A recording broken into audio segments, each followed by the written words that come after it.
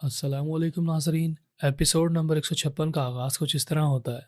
जैसे ही आयशा खातून को यह मालूम होता है कि उस्मान साहब काई कबीले में आ चुके हैं, तो वो गोंदोस बे की तरफ से बहुत ज़्यादा परेशान हो जाती हैं और वो मल्हान खातून से पूछती हैं कि अब मेरे शौहर के साथ क्या सलूक किया जाएगा। मल्हान खातून भी उस्मान साहब के फ़ैसले के बारे में नहीं जानती और वो परेशान होकर कहती हैं, आपके शौहर ने मेरे बेटे को मुझसे छीनने की कोशिश की थी, जबकि आपने मेरे बेटे की जान बचाई है, उसकी हिफाजत की और औरहान गाजी को मेरे हवाले कर दिया। मैं उम्मीद करती हूँ कि इंशाअल्लाह ताला सब कुछ ठीक हो जाएगा। आपको परेशान होने की ज़रूरत नहीं है। दूसरी तरफ उस्मान साहब गोंदोस बे बातचीत कर रहे होते हैं और फिर उस्मान साहब गोंदोस बे से पूछते हैं, आपने गयातू से मुलाकात की थी, तो आपने गयातू को क्या बताया? गोंदोस बे उस्मान साहब से कहते हैं, मैंने गयातू से कहा कि मैं अपने सिपाही गयातू के हवाले नहीं करूँगा। अगर वो मेरे सिपाहियों की मदद हासिल करना चाहता है तो उसे काई कबीले में अपने सिपाहियों के साथ आना होगा।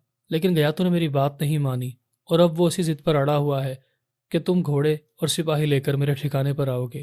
उस्मान साहब ये सुनकर कहते हैं, बहुत खूब, तो क्या गयातू ने सिर्फ हमारे कबीले के सिपाहियों के बारे में पूछा? गोंदोस पे जवाबन कहते हैं, नहीं, तुम्हारे बारे में भी पूछा था और मैंने उन्हें बताया कि मैं उस्मान की जगह के बारे में नहीं जानता, क्योंकि उस्मान अपनी जगहें बदलता रहता है। लिहाजा मैं जल्द से जल्द गयातू के कहने पर तुम्हें तलाश करने का नाटक करूंगा और यूं गयातू कभी भी मुझ पर शक नहीं कर पाएगा। उस्मान साहब ये सुनते ही गोंदोस पे पर तंज करते हुए कहते हैं, बिल्कुल, वो कभी भी तुम पर शक नहीं करेगा, जिस तरह मुझे भी तुम पर कभी भी शक नहीं हुआ था। तुम तो वैसे भी लोगों को धोखा देने में माहिर हो चुके हो।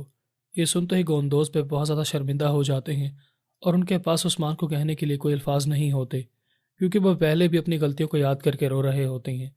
और फिर गोंदोस पे उस्मान साहब से कहते हैं, तुमने मेरे बारे में जो कुछ कहा बिल्कुल ठीक कहा, लेकिन मैं उन जालिम लोगों जैसा नहीं हूँ, क्योंकि मैंने कभी भी किसी पर जुल्म नहीं करवाया। मैं तो सिर्फ उन जालिम लोगों का साथ देने की वजह से फंस गया। उस्मान साहब ये सुनकर कहते हैं, जालिम लोगों का साथ देने वाला भी जालिम ही होता है। उन लोगों ने अल्फाज के ज़रिए तुम्हें बेवकूफ़ बनाया और तुम बन गए, यानी कि तुम उन लोगों के गुनाहों में कहीं ना कहीं शरीक हो गए। और वैसे भी एक मोमिन को बहुत ही ज़हीन होना चाहिए, कम से कम अपने दुश्मनों के बारे में उसको इतनी अकल तो होनी चाहिए कि अगर उसका दुश्मन उसके मुंह में शहद डालने की कोशिश करता है तो अपने दुश्मन के खिलाफ मीठी बातें ना बोले। और जहाँ तक हमारे चचा दुंदार की बात है, तो तुम जानते ही हो कि गद्दारी की वजह से उसके साथ क्या सलूक किया गया था।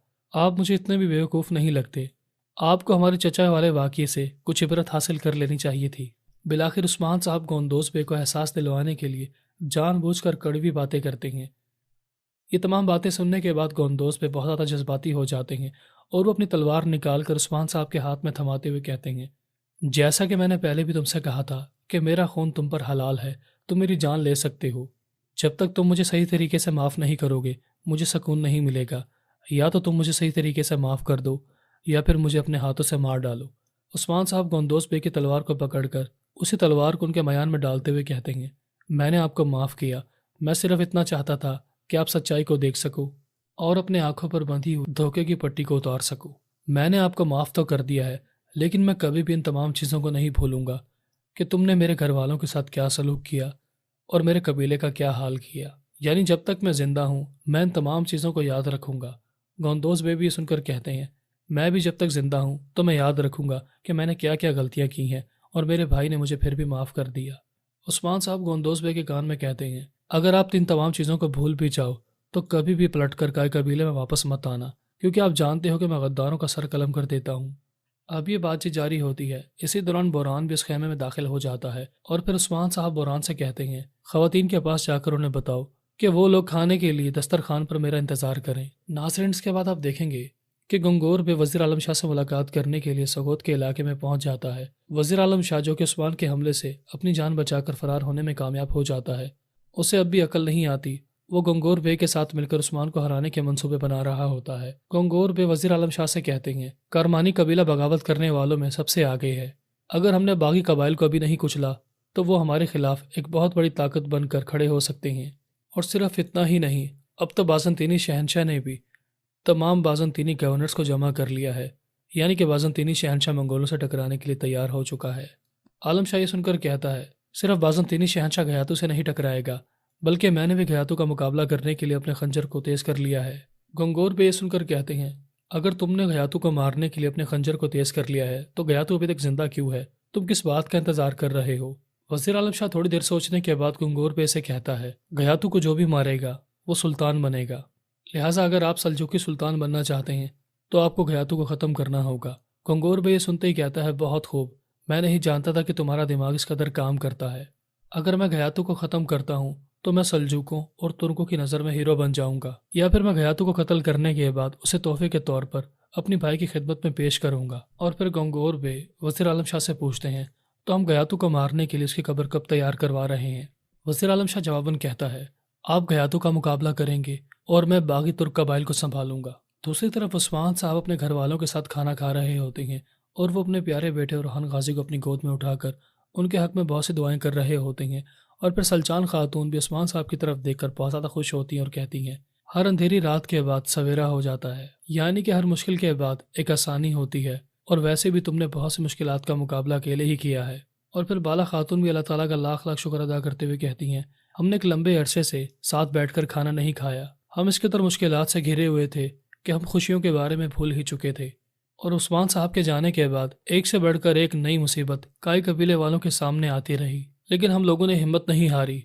हम लोगों ने मिलकर काम किया और आज देखो हम फिर से इस दस्तरखान पर बैठे खाना खा रहे हैं। उस्मान साहब अपने भाई गोंदोस बे की तरफ देखते हुए कहते हैं, हाँ, हमारे कबीले वालों ने बहुत से मुश्किलात का सामना किया है, लेकिन कुछ लोगों ने हमारे कबीले को मुश्किलात में जानबूझकर डाला था। लेकिन अगर हम मुत्तहिद होकर रहते हैं तो हम बड़ी से बड़ी मुश्किल का बआसानी मुकाबला कर सकते हैं। और फिर उस्मान साहब बात बात पर गोंदोस बे को शर्मिंदा करते हैं और वह चाहते हैं कि वह मल्हान खातून और सल्चान खातून से भी उनके बुरे रवैये के बदले माफ़ी मांगे। और फिर गोंदोस बे उस्मान साहब की बातों का इशारा समझ जाते हैं और वो मल्हान खातून की तरफ देखकर कहते हैं, मैंने आपके साथ बहुत गलत सलूक किया था, आप मुझे माफ़ कर दें। जो कुछ भी मैंने बोला था वो शैतान की ज़बान को इस्तेमाल करते हुए बोला था, और जो भी कुछ सुना वो मैंने गलत सुना, और मैं अपनी तमाम गलतियों के बारे में सोचकर बहुत ज़्यादा शर्मिंदा हूँ, यहाँ तक कि मैं तुम लोगों से आंखें मिलाकर भी बात नहीं कर सकता। और फिर गोंदोस पे सल्चान खातून के पास जाकर भी माफ़ी मांगते हैं और कहते हैं, अगर हो सके तो मुझे माफ़ कर देना। सल्चान खातून रहम दिली का मुजाहरा करते हुए कहती हैं, मैंने तुम्हें माफ़ किया। ये सुनते ही गोंदोस बे के चेहरे पर मुस्कुराहट वापस आ जाती है और फिर सल्चान खातून गोंदोस बे से कहती हैं, तुम्हें पहले से भी ज़्यादा भारी बोझ उठाना होगा, क्योंकि तुमने जो नुकसान किया है अब तुम उसकी भरपाई करोगे। तुमने जिन रिश्तों को तोड़ा है और जिन एतमाद को ठेस पहुंचाई थी, अब तुम उसे बहाल करने की भरपूर कोशिश करोगे। बिलाखिर उस खैमे में मौजूद तमाम खवातीन एक एक करके गोंदोस बे की गलतियों को उन्हें याद करवाती हैं और उन्हें माफ़ करती चली जाती हैं। जहाँ एक तरफ मामलात बेहतर होते हुए नजर आते हैं, वहाँ दूसरी तरफ गोंगोर बे वज़ीर आलम शाह से कहते हैं, मेरे एक जासूस ने मुझ तक ये खबर पहुँचाई है कि उस्मान काई कबीले में पहुँच चुका है और वो बहुत ही जल्द तुर्क कबीले के सरदारों से खुफिया मुलाकात करेगा और उन्हें मंगोलों या फिर हमारे खिलाफ वर्गलाने की कोशिश करेगा, यानी कि उस्मान अपने आप में एक रियासत बनाने के चक्कर में है। वज़ीर आलम शाही सुनकर कहता है, बहुत खूब, तो इसका मतलब यह है कि तुर्क कबीले के सरदार सोना मुझसे हासिल करते हैं और काम वो उस्मान के लिए करते हैं। अब गोंदोस बे का दिमाग मुकम्मल तौर पर ख़राब करने का वक्त आ चुका है, मैं उन दोनों भाइयों को लड़वाऊंगा। लेकिन वज़ीर आलम शाह ये नहीं जानता कि उस्मान साहब और गोंदोस बे के दरमियान सुलह हो चुकी है और गोंदोस बे को अपनी तमाम गलतियों का एहसास भी हो चुका है। अब वो मज़ीद वज़ीर आलम शाह या फिर घयातू की बात नहीं मानेगा।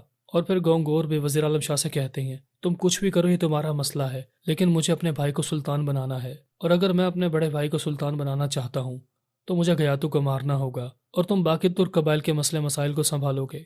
और फिर जैसे ही गोंगोर भी अपनी बात मुकम्मल करने के बाद उस कमरे से बाहर जाता है तो वज़ीर आलम शाह अपने सिपाही को बुलाकर कहता है, फौरी तौर पर कौनूर अल्प को यहाँ पर बुलाओ, मुझे उससे कुछ ज़रूरी बात करनी है। नाजरीन, एपिसोड नंबर 156 का अख्ताम हुआ। मिलते हैं अपनी नेक्स्ट वीडियो के साथ, तब तक अपना ख्याल रखिएगा। अल्लाह हाफिज़।